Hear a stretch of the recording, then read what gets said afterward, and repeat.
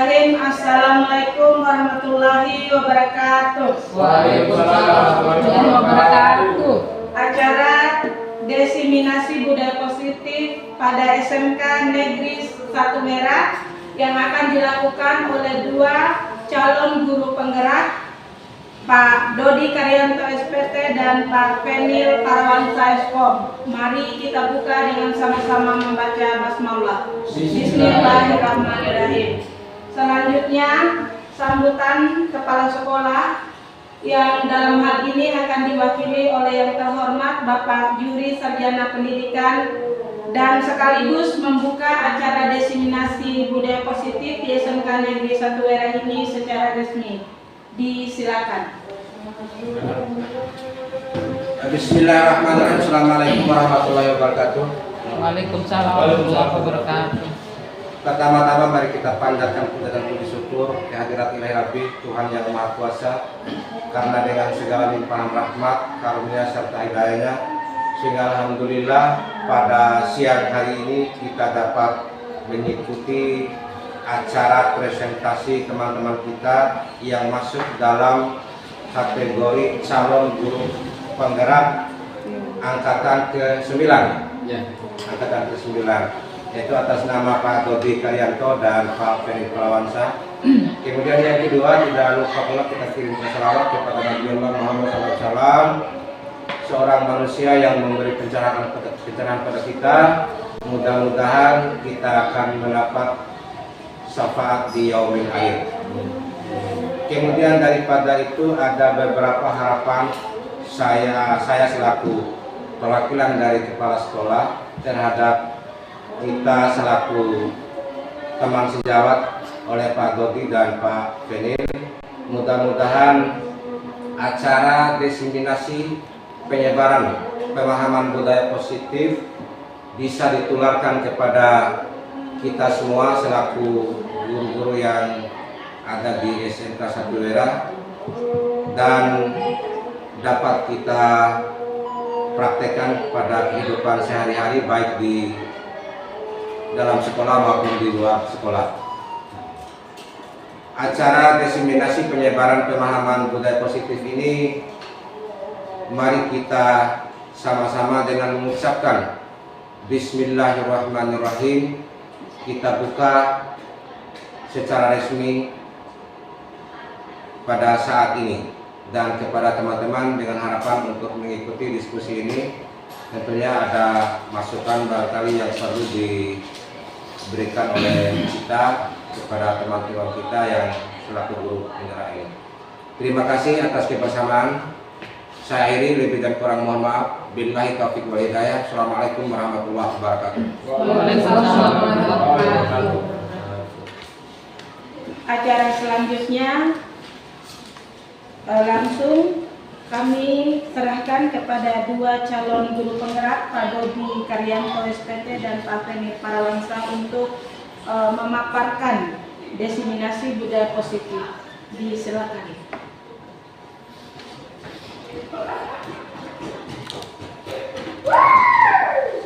Assalamualaikum warahmatullahi wabarakatuh. Waalaikumsalam warahmatullahi wabarakatuh.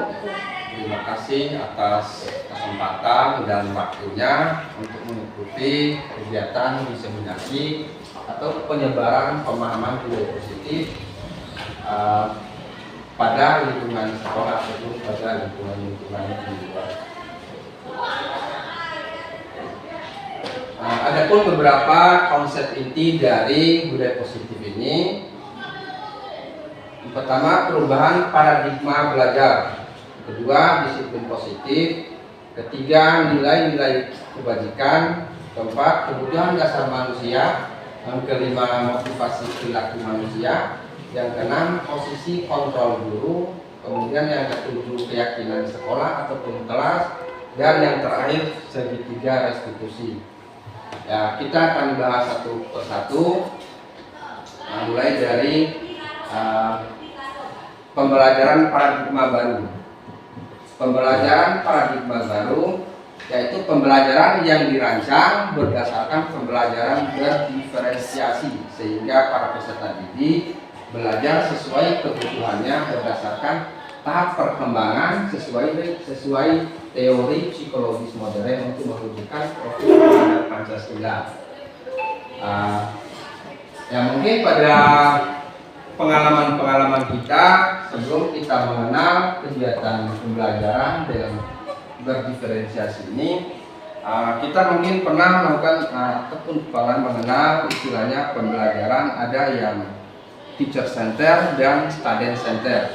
Ya mungkin masih ada teman kita ataupun guru-guru yang masih menggunakan teori ataupun metode pembelajaran yang teacher center ataupun pembelajaran yang sudah lama dan memang perlu kita tinggalkan, karena sekarang pembelajaran itu harus berpusat pada peserta didik, bukan pembelajaran yang berpusat pada gurunya.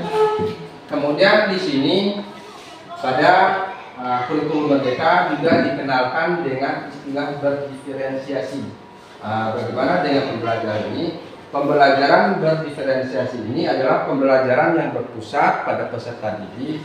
Namun ini lebih bagus dan lebih sempurna lagi karena kita melihat aspek dari gaya belajar siswanya. Gaya belajar siswa kan ada bermacam-macam ya, ada auditori, ada visual, ada kinestetik. Jadi ini salah satu upaya ataupun hal yang harus dilakukan oleh guru agar bisa mengakomodir seluruh gaya belajar siswa yang beraneka ragam dalam satu ruangan tersebut.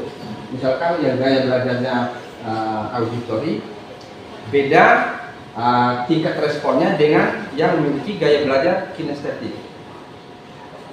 Sehingga nanti dengan adanya pembelajaran berdiferensiasi ini sehingga mampu menciptakan profil pelajar Pancasila, beriman bertakwa kepada Tuhan Yang Maha Esa, kemudian berakhlak mulia, berkebinekaan global, mandiri, kemudian gotong royong, bernalar kritis dan inovatif.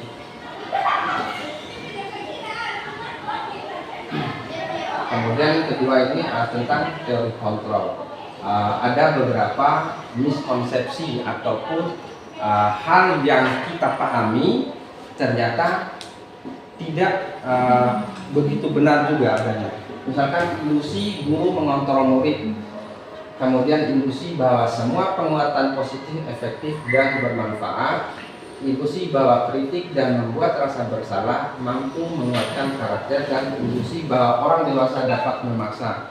Ya mungkin pernah kita lakukan, misalkan ada murid yang seribut mungkin dalam ruangan ataupun dalam kelas, kemudian kita menegurnya dengan agak intonasi yang agak besar, volume suara, kemudian dengan kata-kata ataupun yang kasar. Secara langsung kadang juga akan kita temukan bahwa anak tersebut akan diam ataupun sejenak juga mengikuti apa yang kita arahkan. Tetapi sebenarnya itu bukan motivasi yang dibutuhkan ataupun yang harus diciptakan, karena itu motivasinya yang bersifat ekstrinsik ataupun motivasi yang terjadi secara spontan dan tidak menutup kemungkinan bahwa kegiatan ataupun hal-hal yang dilakukan oleh siswa tersebut akan terulang kembali pada saat guru lengah ataupun tidak ada yang dalam pengawasan. Karena yang dibutuhkan ataupun yang harus diciptakan oleh guru adalah motivasi intrinsik ataupun motivasi yang keluar dari dalam pribadi dari peserta didik tersebut. Kemudian di sini ada beberapa perbedaan antara stimulus respon dan teori kontrol. Pada stimulus respon, realitas atau kebutuhan kita sama, sementara untuk teori kontrol kebutuhan berbeda. Kemudian pada stimulus respon semua orang melihat hal yang sama. Pada teori kontrol setiap orang memiliki gambaran yang berbeda. Karena memang kan pada dasarnya manusia itu berbeda dan tidak mungkin memiliki pandangan ataupun hal-hal yang serupa juga dengan makhluk lain. Jadi itu adalah keragamannya. Kemudian yang ketiga, mengubah orang agar berpandangan sama dengan kita. Pada teori kontrol itu kita yang memahami agar orang lain memahami pandangan orang lain tentang dunia. Jadi kita tidak bisa memaksakan mereka ataupun orang tersebut harus sama. kemudian orang lain bisa mengontrol saya, hanya Anda yang bisa mengontrol diri Anda sendiri. Teori ataupun motivasi intrinsik itu akan keluar dari dalam diri sendiri, bukan dipengaruhi oleh orang lain. Nah, kalaupun motivasi yang dipengaruhi oleh orang lain itu adalah motivasi yang semu ataupun motivasi yang hanya sesaat tersebut. Jadi nanti pada saat lengah ataupun tidak ada pengawasan, bisa saja muncul kembali perilaku ataupun tindakan yang berdampak atau yang negatif tersebut.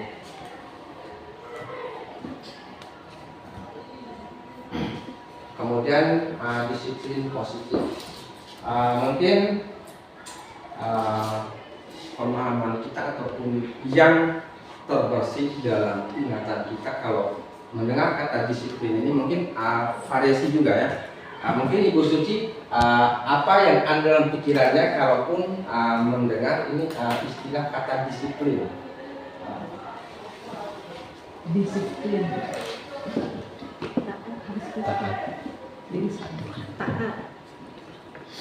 Ya, taat aturan. Ya, kemudian pokoknya yang nuansanya ketaatan ya. Sebenarnya di sini juga terjadi adanya miskonsepsi.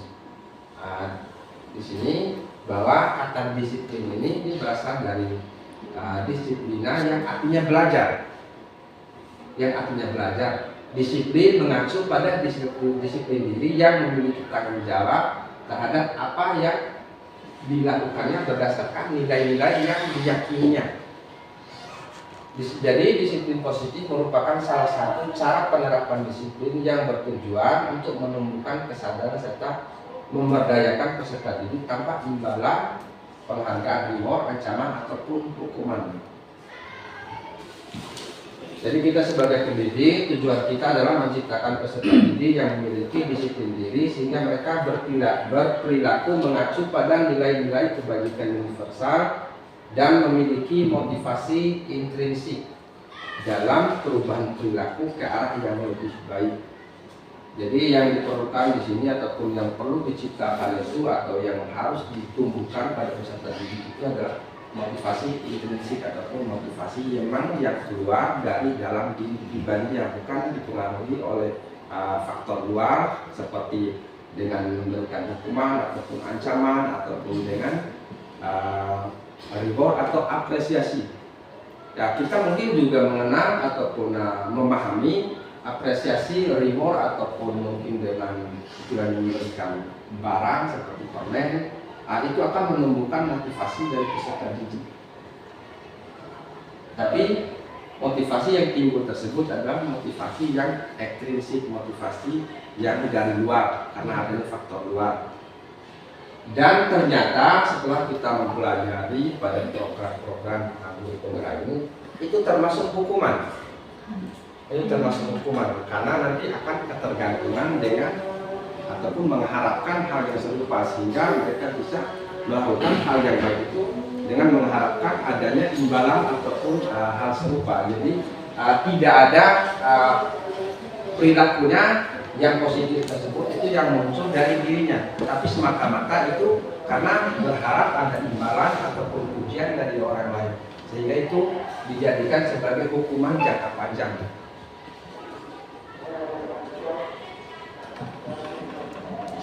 Ya, ini beberapa nilai-nilai kebajikan. Ya, dari profil pelajar Pancasila kan nilai-nilai kebajikan kan kita sudah mengenalnya itu beriman dan bertakwa kepada Tuhan Yang Maha Esa dan berakhlak mulia,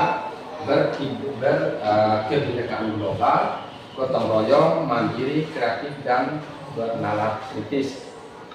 Kemudian dari AIGO Primary Year program ini salah satu kurikulum internasional ya. Salah satu kurikulum internasional itu nilai-nilai kebajikan juga ada toleransi, rasa hormat, integritas, mandiri, menghargai, antusias, empati, keingintahuan, kreativitas, kerjasama, percaya diri dan komitmen.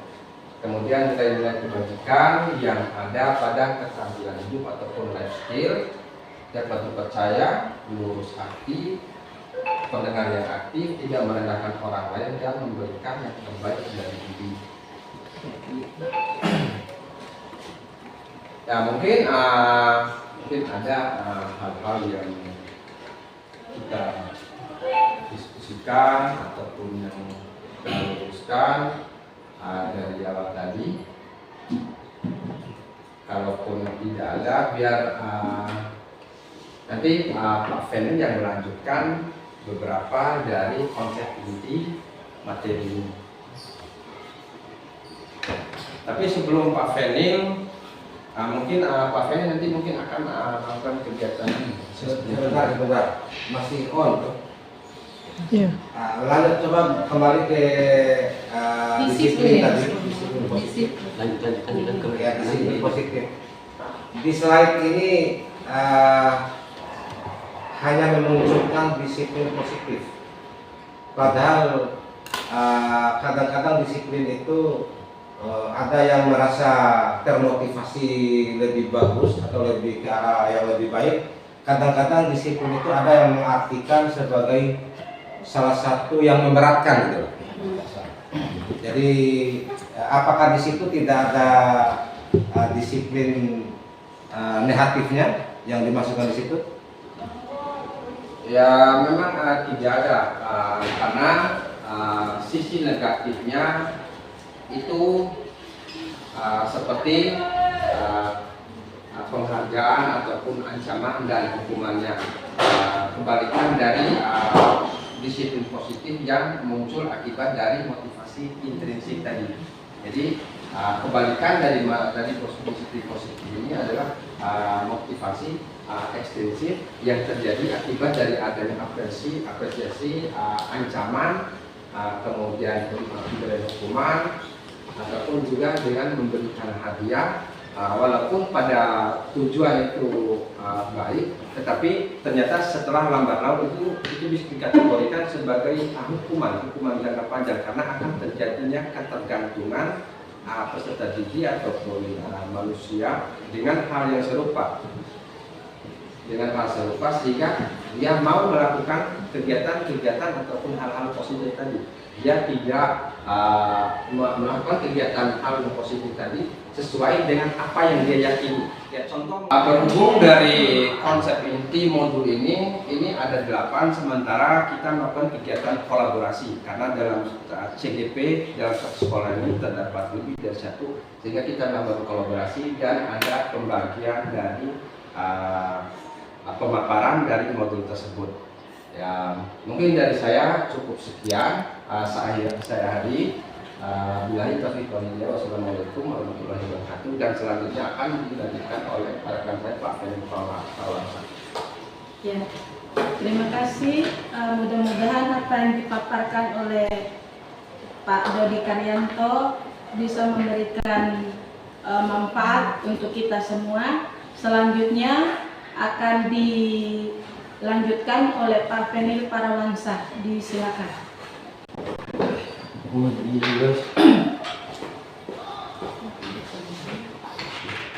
Ya, oke, assalamualaikum warahmatullahi wabarakatuh. Waalaikumsalam. Masih semangat Bapak Ibu? Semangat. Masih semangat Bapak Ibu? Semangat. Oke, baik, kalau begitu untuk menambah semangatnya Bapak Ibu, mungkin kita bisa ice breaking dulu Bapak Ibu biar tambah semangat. Oke, baik. Saya minta waktunya Bapak Ibu, silakan berdiri. Kita ice breaking dulu.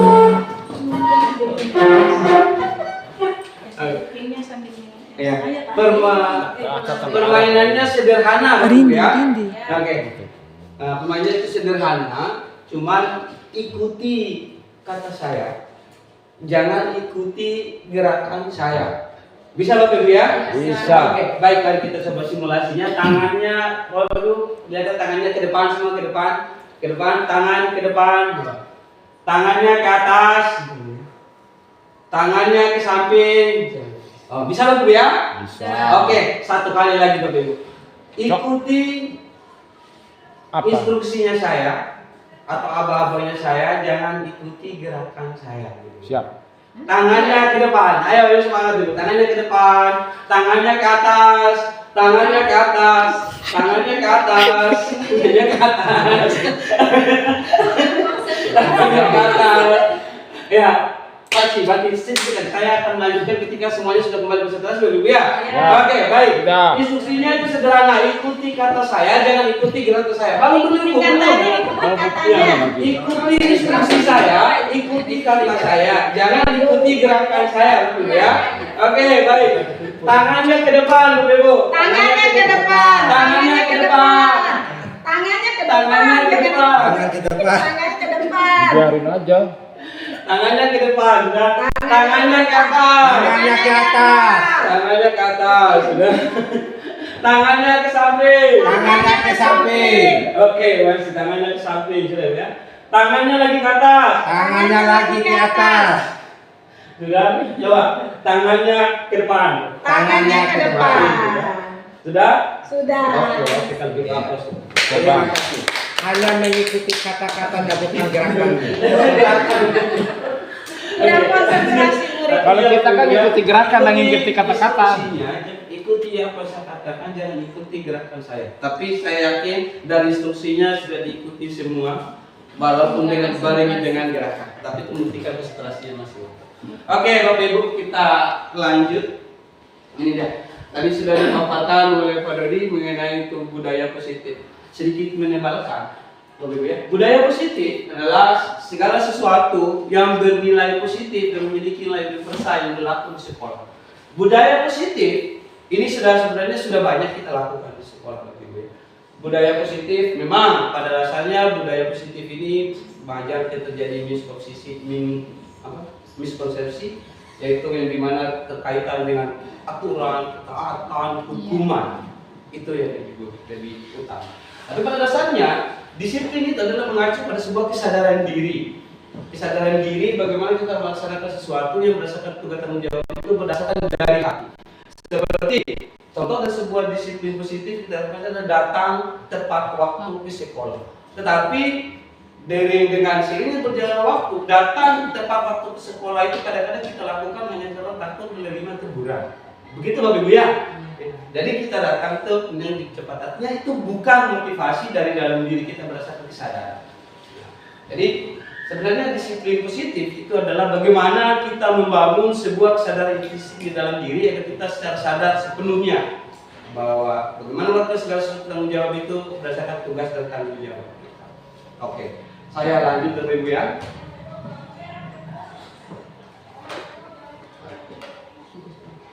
Atau kebutuhan manusia. Pada dasarnya di teori disiplin positif itu ada yang namanya teori kebutuhan. Teori kebutuhan dasar manusia. Terkadang kita sebagai guru melihat segala sesuatu itu karena kita sebagai guru kadang merasa bahwa ketika anak-anak kita melakukan sesuatu tindakan yang katakanlah disesuaikan dengan aturan, maka kita lihat itu adalah sebuah kesalahan dan akan mendapatkan sebuah konsekuensi atau hukuman. Tetapi di disiplin positif kita akan diajarkan untuk melihat bahwa setiap kesalahan itu berdasarkan untuk memenuhi sebuah kebutuhan. Artinya kesalahan itu dilakukan karena berdasarkan ada faktor yang mendukung sehingga kita membuat sebuah kesalahan itu. Contoh misal ada beberapa sebuah tingkat kesalahan seperti adalah ribut di kelas, begitu seperti itu.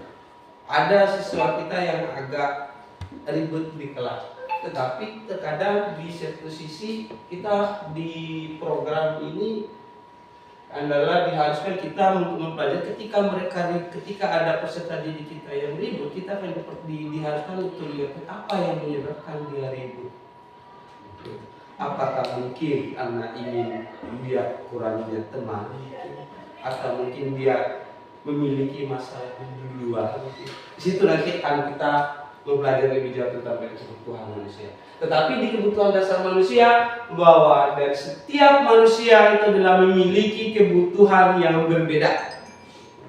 Jadi ketika sebuah kesalahan atau sebuah kesalahan yang dilakukan di lingkungan belajar kita dikaitkan dengan sebuah tindakan yang dilakukan konsekuensi atau hukuman, itu di sini di modul pelajar itu masih dianggap sesuatu yang kurang tepat, karena kita dianjurkan untuk menelusuri lebih jauh apa yang menyebabkan Misalnya peserta didik kita melakukan hal tersebut.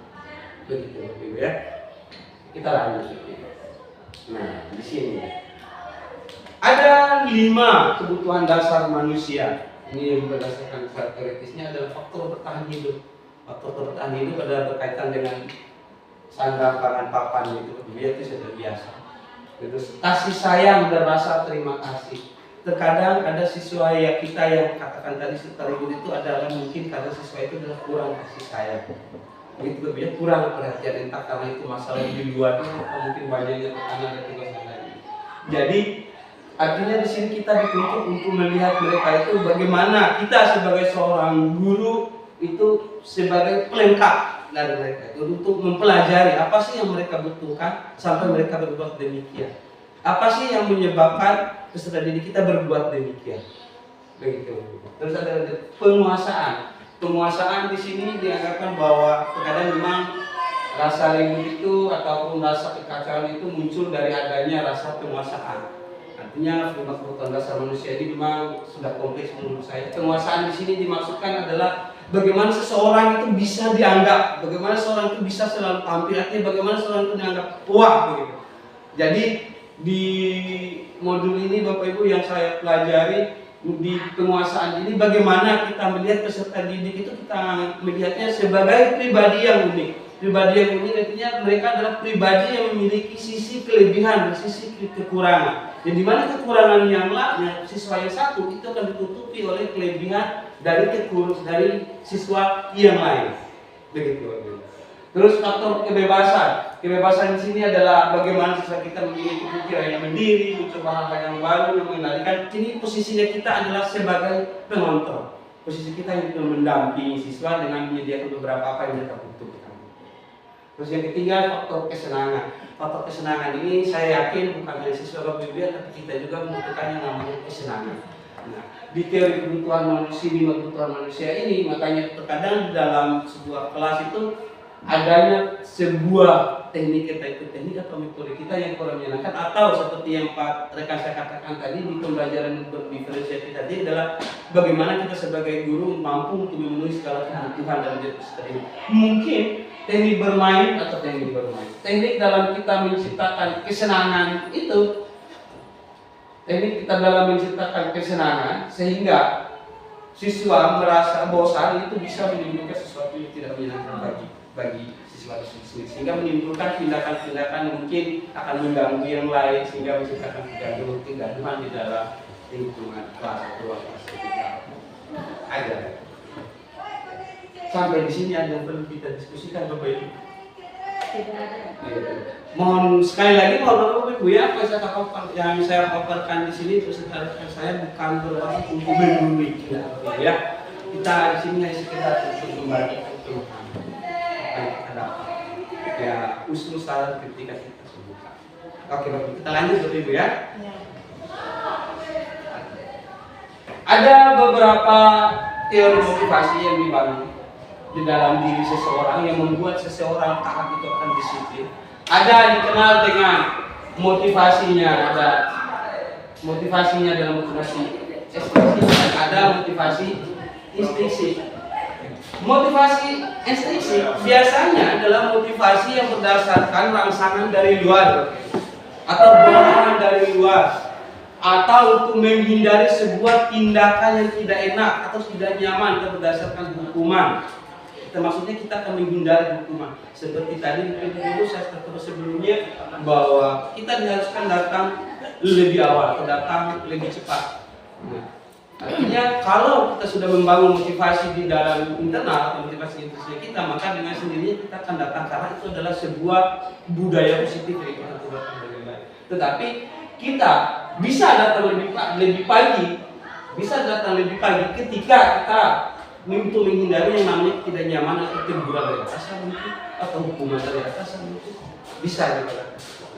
Tetapi di budaya positif bagaimana di budaya positif itu kita diajarkan untuk bagaimana kita menghindari semaksimal mungkin yang namanya motivasi yang dari luar, tetapi kita menumbuhkan motivasi di dalam diri sehingga itu menjadi sebuah nilai-nilai kebajikan yang bersifat universal. Yang kedua, ada lagi yang katanya itu adalah yang membuat kita berubah kelakuan ataupun mentaati budaya positif adalah berdasarkan imbalan atau berwaktu. Kadang sama tadi kalau datang terlambat, datang lebih awal untuk menghindari hukuman, yang ini adalah kebalikannya. Kita datang lebih awal untuk mendapatkan hadiah. Kita datang lebih awal untuk mendapatkan pujian. Itu betul. Tetapi dari kedua motivasi itu tidak akan bertahan lama. Karena ketika kita berpatokan dari dua motivasi itu, maka kita akan bergantung pada motivasi itu. Ketika tidak ada orang yang akan memberikan motivasi terhadap itu, maka kita akan lalai, kita akan tinggalkan itu kembali ke dalam budaya yang awal mungkin lebih datang lambat mungkin beda. Nah, di sini di motivasi eksternal yang perlu kita bangun adalah menjadi orang yang ingin dan menghargai diri sendiri dengan nilai-nilai yang mereka percaya. Artinya, bagaimana kita membangun di dalam diri kita bahwa hadir lebih awal itu adalah merupakan kewajiban dari kita sebagai pribadi yang memegang amanat dan tugas dan tanggung jawab. Jadi itu menjadi sebuah tanggung jawab untuk mewujudkan sebuah nilai-nilai positif.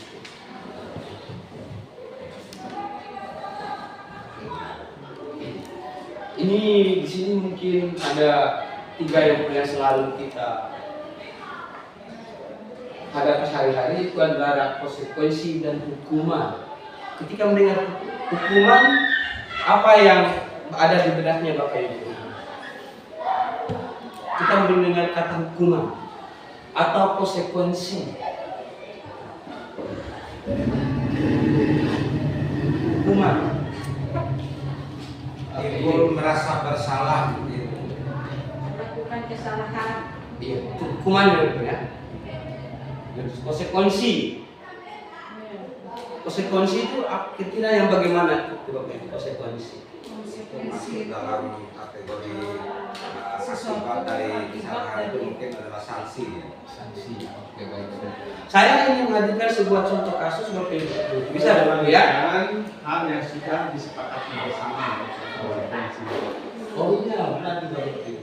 Ini saya ingin untuk masuk dalam ranah hukum dan konsekuensi ini, saya ingin mengantar sebuah analisa kasus mungkin Bapak Ibu. Begini, tetapi begini, ada salah satu siswa yang dimana dia ada datang terlambat. Lantas kita menyuruhnya menulis sebanyak 100 kali. Saya tidak akan datang terlambat lagi. Menurut Bapak Ibu, tindakan menulis 100 kali itu termasuk konsekuensi atau hukuman? Hukuman. Hukuman Bapak Ibu ya? Iya, benar sekali Bapak Ibu. Hukuman. Karena di hukuman itu adalah itu dibuatnya secara sepihak. Itu Bapak Ibu ya. Nah, sesuatu yang kita bikin secara sepihak itu termasuk di dalam sebuah hukuman. Nah, yang masuk di dalam konsekuensi itu adalah ketika sudah membangun secara ini bersama-sama. Misal, ketika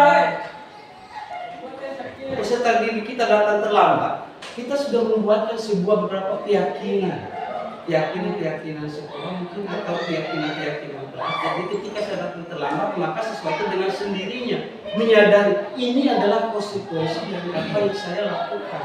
Karena kita ketika diberlakukan secara sepihak yang berupa hukuman, terkadang itu menimbulkan efeknya lebih panjang atau mungkin bisa jadi menimbulkan rasa dendam terhadap siswa. Begitu mungkin Bapak Ibu ya menurut saya. Sementara kalau di dalam sebuah konsekuensi kita akan menimbulkan yang namanya sebuah kesadaran bahwa dari apa yang mereka lakukan tindakan yang mereka tersebut, jika itu merupakan sebuah pelanggaran, maka dengan sendirinya mereka menyadari ini adalah sebuah konsekuensi yang harus saya terima ketika saya melanggar ini. Jadi artinya lebih cenderung kepada proses penyadaran. Gitu Bapak Ibu ya menurut saya. Terus yang kedua restitusi. Nah, ini sebenarnya berkaitan dengan hukuman, konstitusi dan restitusi dan konsekuensi dan restitusi. Restitusi di sini adalah maksudnya adalah bagaimana kita sebagai guru bersama-sama dengan siswa membangun sebuah solusi dari sebuah permasalahan yang dimana siswa diberikan ruang sebesar mungkin untuk mencari solusi dari setiap permasalahan yang diberikannya. Begitu, Bapak Ibu. Saya ambil contoh, mungkin ada kejadian nyontek di kelas. Gitu, Bapak Ibu, ya. Ada salah satu siswa yang menyontek di kelas, terus siswa yang dicontek merasa tidak terima karena pekerjaannya itu langsung tiba-tiba dicontek oleh temannya. Begitu. Dan tindakan siswa tersebut adalah langsung menggerebek meja. Nah, tindakan menggerebek mejanya itu sebenarnya itu adalah sebuah sesuatu yang bukan budaya positif, karena kita memberikan sebuah larangan atau sebuah bentuk dalam penjewantahan dalam protesnya melalui hal yang negatif juga. Nah, maka di restitusi dibutuhkan yang namanya sebuah keyakinan kelas. Keyakinan kelas itu adalah bagaimana siswa dengan murid membangun sebuah nilai-nilai budaya universal yang berlaku di dalam kelas, sehingga untuk mengurangi tindakan yang sifatnya negatif itu bisa diatasi dengan membangun kesadaran dari dalam siswa yang berada di dalam kelas. Begitu. Bisa Ibu ya? Pak Fen, sebentar. Oh iya.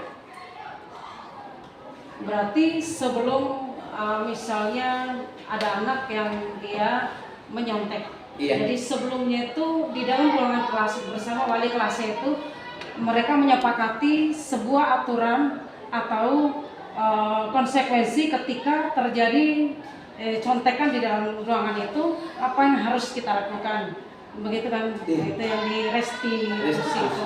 Iya. Nah, jadi sehingga ke depannya terjadi contek menyontek, mereka akan sadar bahwa ada aturan yang harus kita ikuti, ada kesepakatan yang harus kita ikuti, mungkin seperti itu ya. Iya. Nah, dan ya memang betul sekali begitu. Dan di restitusi ini, Ibu, kita tidak membangun berdasarkan sebuah hukuman, tapi di sini kita membangun berdasarkan konsekuensi. Karena di restitusi ini kita akan mencoba menyelesaikan permasalahan siswa itu dengan memberikan waktu atau ruang sebesar-besarnya kepada siswa untuk mencari sendiri apa yang menjadi solusi dari permasalahannya. Kaitannya dengan tindakan kelas, Bapak Ibu, bahwa di dalam kelas itu ketika kita membangun sebuah keyakinan kelas, yang dimana keyakinan kelas itu bukan berlaku secara sepihak. Keyakinan kelas itu adalah dibuat berdasarkan kesepakatan seluruh siswa yang ada di kelas bersama dengan guru. Jadi di dalam restitusi dan restitusi ini adalah kita akan membangun kesadaran internal di dalam siswa untuk menyepakati dan melaksanakan apa yang menjadi keyakinan yang sudah mereka buat sendiri. Sehingga ketika terjadi pelanggaran di dalam sebuah keyakinan kelas itu bukan lagi konsekuensi namanya atau hukuman. Ya, bukan lagi sebuah hukuman, tetapi itu akan menjadi sebuah konsekuensi. Jadi dengan sendirinya siswa itu kita akan bangun kesadarannya bahwa ketika saya melanggar, bahwa ada kesepakatan yang saya langgar dan di mana kesepakatan itu saya buat sendiri. Jadi artinya kita membangun motivasi internal di dalam sistem. Oke, ya. Saya lanjut atau ada? Oh, saya lanjut. Ya, saya Pak. Apa? Kita kembali kepada motivasi intrinsik dan ekstrinsik ya. Ya. Secara sederhana saya memberikan pengertian seperti ini. Kalau intrinsik itu adalah motivasi yang ada pada diri kita yang dibawa sejak lahir. Kemudian kalau intrinsik itu adalah motivasi yang timbul karena pengaruh dari luar. Cuman saya ada sketsa semacam contoh kasus yang pernah saya alami. Nanti itu Pak Ferry atau Pak Dobi yang memberikan klarifikasi motivasi yang timbul dalam diri saya ini termasuk dalam motivasi yang mana. Contoh begini, saya sejak masuk sekolah mulai dari SD sampai SMP belum punya cita-cita. Kemudian saya masuk SMA karena saya tertarik dengan kegantengan dan kecantikan guru biologi dan cara mendapatkan materi itu, sehingga timbul motivasi saya bahwa saya harus mengambil jurusan biologi. Sehingga alhamdulillah sampai pada saat ini saya sudah mendapat gelar sarjana pendidikan, ya, program studi biologi. Ini masuk dalam kelompok motivasi yang mana? Oke, baik. Oke, aplaus dulu untuk masih. Oke, keren. Baik, Pak ya, begini. Kita tadi sudah sepakati dulu bahwa motivasi ekstrinsik adalah motivasi yang muncul dari luar, tapi dalam diri. Sementara motivasi intrinsik adalah motivasi yang tidak muncul di dalam diri berdasarkan kesadaran kita akan sebuah nilai. Nah, dari kronologis yang Big Boss kita katakan tadi itu adalah karena ada sesuatu yang dari luar. Tetapi setelah masuk di dalam dan itu akan menjadi sebuah motivasi intrinsik. Benar. Karena dengan sendirinya bos akan mengimbangi bagaimana dan itu akan menjadi sebuah dorongan bagaimana untuk menyelesaikan dari apa yang saya pilih berdasarkan nilai kesadaran. Kan begitu, makanya di ujungnya sampai dengan hari ini seperti Bapak kita katakan sendiri, saya sudah menyandang gelar sarjana biologi. Itu mungkin menurut saya. Ya, artinya dengan sendirinya saya itu walaupun berasal dari motivasi atau berdasarkan pengalaman tadi itu langsung dan sendirinya masuk ke kesadaran pribadi atau iya, menurut saya seperti itu, karena Bapak sudah melaksanakan itu setelah masuk Bapak melaksanakan secara sadar dan secara penuh untuk menuntaskan apa yang telah Bapak pilih. Itu menurut saya. Termasuk motivasi intrinsik, karena kalau kaitannya dengan motivasi intrinsik karena memang awalnya itu akibat dari rasa kagum terhadap guru biologinya. Nanti kalau memang sudah muncul dan berkeinginan untuk masuk ke jurusan IPA, seandainya guru biologinya pindah ke sekolah lain, ya kalau motivasi ekstensif mungkin bisa juga pindah ke jurusan IPS ataupun ke jurusan lain. Tapi karena memang itu motivasi yang sudah tercipta dari diri, walaupun dasarnya ada pengaruh dari faktor luar, itu akan menjadi hal yang sudah menjadi kewajiban dan tidak ada unsur keterpaksaan dalam menjalaninya. Begitu, Pak ya. Terima kasih luar biasa keterangan. Masih semangat Bapak Ibu kan? Oke, kita lanjut. Tenang Bapak, nanti kita eksplisit. Banyak, kita memang dibekali dengan banyak eksplisit. Ini yang di sini lebih menarik. Satu lagi poin dari konsep inti budaya positif itu ada 5 posisi kontrol dulu. Ada yang dikenal dengan penghukum, pembuat merasa bersalah, pemantau, teman, dan manajer. Posisi penghukum ini adalah sederhananya adalah mungkin kita sudah merasakannya sehari-hari. Terutama saya sudah melakukannya sehari-hari karena di penghukum ini saya langsung ambil tindakan ketika segala sesuatu yang berdasarkan nilai yang saya pahami sendiri di dalam kelas itu adalah tidak sesuai atau siswa itu melanggar seperti datang terlambat, maka dengan sendiri saya akan hukum siswa itu sendiri. Ya, itu yang pernah saya lakukan. Tapi setelah sampai memahami di modul sebelumnya, mungkin saya di situ saya menyadari bahwa posisi penghukum ini masih kurang tepat karena kita di 5 posisi kontrol guru ini kita diharuskan untuk menelaah dan untuk mempelajari apa yang menyebabkan segala sesuatu itu terjadi, sehingga kita memberikan ruang kepada apa yang peserta didik itu mencari sebesar mungkin apa menjadi solusi dari setiap permasalahan yang ada. Ya. Posisi penghukum ini dengan kalimatnya yang bisa kita katakan kamu terlambat, jelas itu berbeda. Kamu tidak mengerjakan tugas. Membuat rasa bersalah. Di pembuat rasa bersalah ini adalah sebenarnya bagaimana guru itu bisa sedikitnya memberikan rasa empati terhadap siswa. Artinya kita mencoba masuk, ya, sudah mulai masuk memberikan pemahaman pada siswa bahwa tindakan siswa itu sudah mulai bersalah dengan memberikan stimulan gitu. membuat rasa bersalah. Mungkin seperti pertanyaannya dengan berikan apakah dengan ribut di kelas itu sebuah tindakan yang baik atau tindakan yang salah. Dengan sendirinya siswa itu akan meremuk gitu.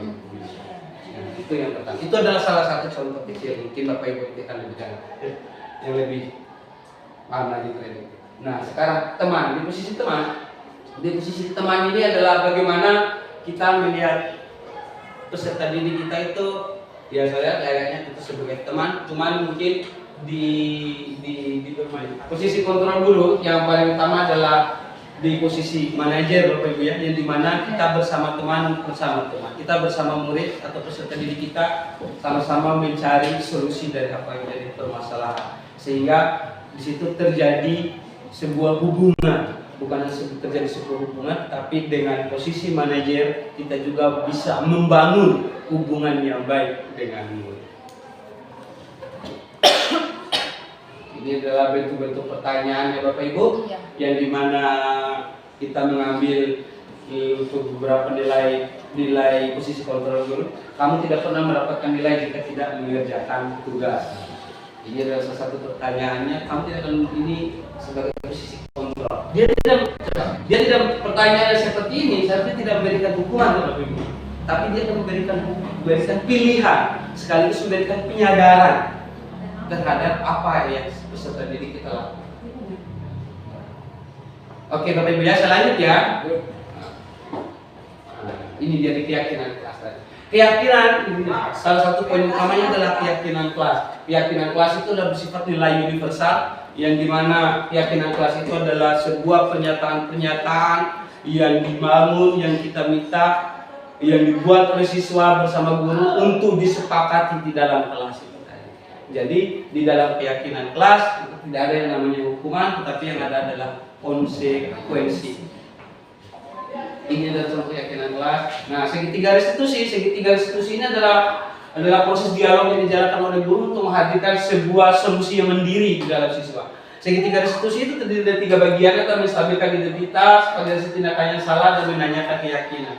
Di validasi identitas ini dimulai dengan kita menanyakan apa yang kesalahan yang pernah dilakukan oleh siswa. Di validasi tindakan yang salah itu kita mengecek apa kesalahan yang telah dilakukan, dan menanyakan keyakinan kelas. Nah, keyakinan ini adalah kita benturkan dengan keyakinan kelas yang sudah kita sepakati tadi. Dari sekian keyakinan itu, keyakinan mana yang mereka langgar, terus mereka kita arahkan untuk memperbaiki dari setiap keyakinan yang sudah dilanggar. Bisa Bapak Ibu ya?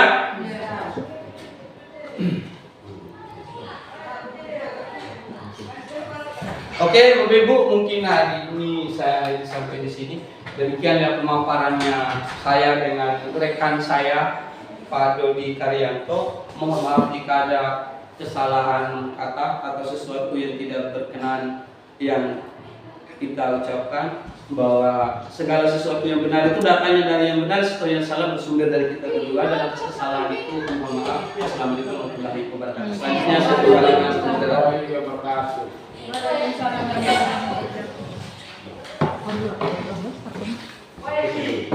Ya Bapak Ibu, terima kasih. Demikianlah acara kita hari ini. Mudah-mudahan apa yang disampaikan oleh rekan kita Pak Fenil Parawansa dan Pak Dodi Karyanto bernilai positif bagi kita semua. Demikian, mari kita tutup acara ini dengan sama-sama membaca Alhamdulillahirabbil alamin, wabillahi taufiq wal hidayah. Wassalamualaikum warahmatullahi wabarakatuh. Assalamualaikum warahmatullahi wabarakatuh. Waalaikumsalam warahmatullahi wabarakatuh. Gimana kabarnya hari ini? Baik. Oke. Di pertemuan yang kali ini kita akan mencoba membuat yang namanya keyakinan kelas. Pernah mendengar kata keyakinan kelas sebelumnya? Oke, bagus. Artinya ini lebih gampang ya. Apa itu keyakinan kelas? Aturan. Oke, aturan. Tata tertib gitu ya. Artinya kita bicara tentang itu adalah masih berkaitan dengan aturan. Tetapi yang ini di keyakinan kelas, kita akan berbicara sebuah nilai. Kita akan membuat sebuah nilai yang berlaku universal yang kita yakini itu di dalam kelas, gitu ya. Yang membedakannya antara keyakinan kelas dengan aturan atau tata tertib yang pernah kita dengar sebelumnya adalah yang dimana keyakinan kelas itu kita berusaha menggunakan kata-kata yang bernuansa positif, itu ya. Seperti kata, kalau bisa itu yang namanya kata-kata dilarang, tidak boleh, itu dilarang. Kalau itu kata-katanya itu bernuansa negatif. Ya, untuk biar lebih enaknya, bagaimana kita langsung bikin aja deh ya. Oke, baik. Sini 2 orang, ini.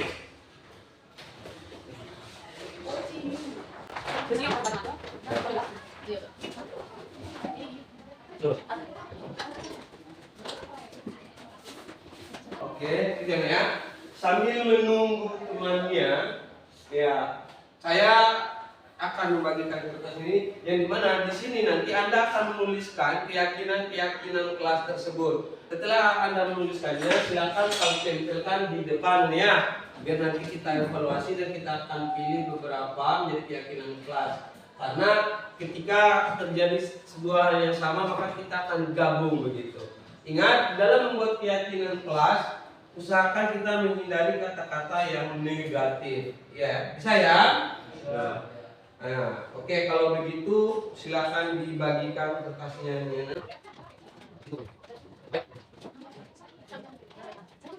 Oke, ingat, silakan kamu tuliskan keyakinan kelas di dalam kertas tersebut. Habis itu silakan ditempelkan di depannya.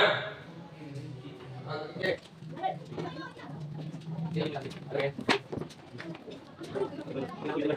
Oke, ada yang sudah silakan ditempelkan di depan.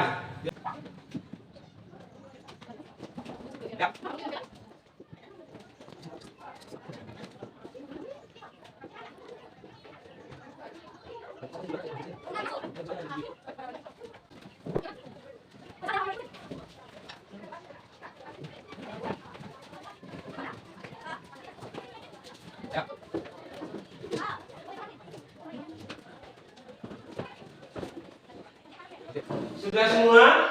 Sudah. Oke.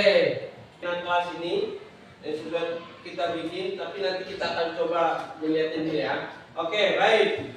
Pertama di sini dilarang membuat kegaduhan di dalam kelas. Oke. Stop bullying. Dilarang mencontek. Menjaga disiplin waktu, menjadi murid yang sopan, mengikuti peraturan, saling menghargai satu sama lain dan menjaga perasaan bersama, tidak boleh berisik, semua masalah sebelum masuk. Oke, baik. Di sini kita sudah mendapatkan peraturan kelas. Yang pertama itu adalah selalu membawa salam. Oke, sini kita tempatkan. Sepakat ya, kita membawa salam sebelum masuk kelas ya. Ya. Oke. Dilarang membuat kegaduhan. Nah, ini yang membedakan antara tata tertib dengan keyakinan kelas ya. Kalau bisa kata-kata dilarang ini dihindari itu. Dilarang membuat kegaduhan. Nah, mungkin ada menurut kalian kira-kira ada kata-kata yang lebih bagus. Ini dulu, dilarang membuat kegaduhan ini. Dilarang membuat kegaduhan.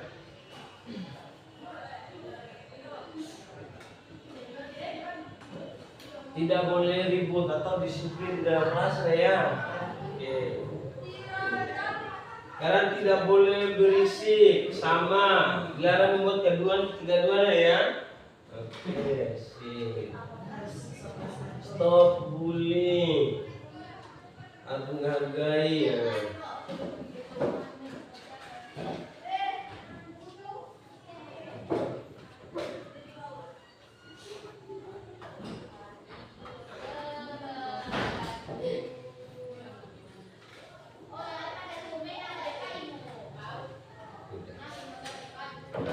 Oke, kita sudah mendapatkan 5 peraturan kelas ya. Oke, kita sudah mendapatkan 5 peraturan kelas, yaitu membawa salam sebelum masuk, Yang kedua, menjaga kedisiplinan. Sudah. Yang ketiga, menjaga kebersihan. Nah, ya. Yang keempat itu saling menghormati. Ya. Dan yang kelima,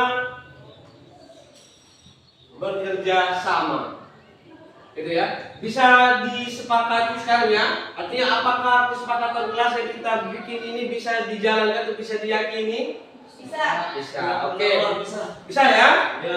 Oke, kalau begitu untuk membuat ini keyakinan kelas kita Anda dapat mengevaluasinya ke depan, ya. Ingat, peraturan kelas ini adalah bukan sesuatu peraturan yang berlaku selama-lamanya, tidak ya. Nanti seiring berjalan waktu mungkin keyakinan kelas ini bisa dirubah sesuai dengan keinginan kelas. Nah, jadi karena ketika kita sudah menyepakati dari kelima dari keyakinan kelas itu, saya ingin membuat Anda untuk menandatangani keyakinan kelas. Oke ya, bisa ya?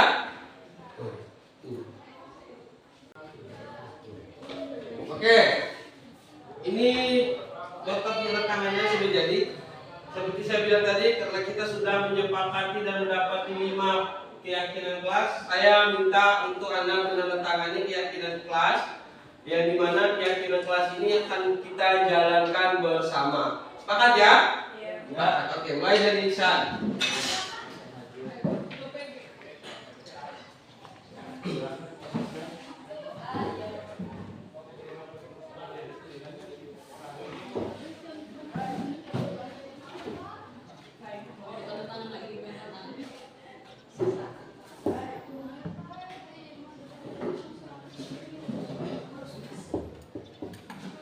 Oke, lanjut.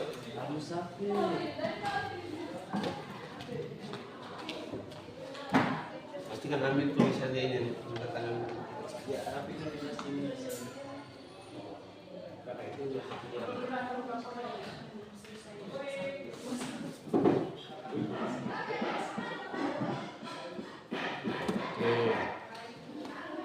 Lagi selanjutnya langsung bergiliran ya.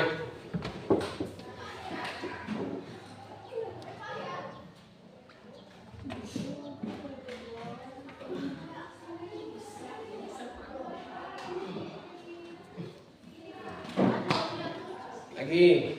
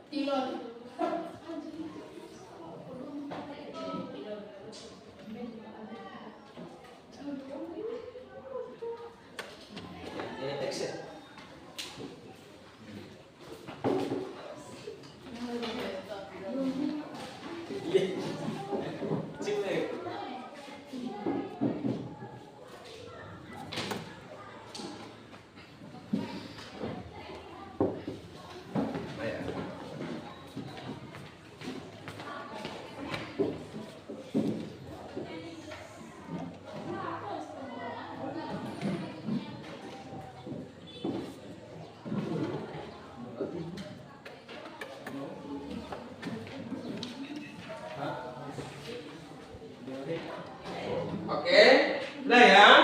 Oke, ini adalah keyakinan kelas yang sudah kita bikin. Untuk itu, mulai hari ini, mari kita sama-sama menjalani kesadaran dengan sepenuhnya dari apa menjadi yang sudah kita yakini bersama. Bisa ya? Ya. Untuk itu, mari kita hapus dulu untuk kelas. Sudah tidak.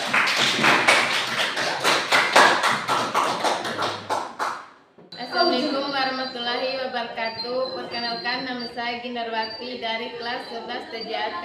Saya senang sekali karena telah membuat keyakinan kelas bersama Pak Feni Parawansa. Terima kasih Pak Feni Parawansa. Assalamualaikum warahmatullahi wabarakatuh.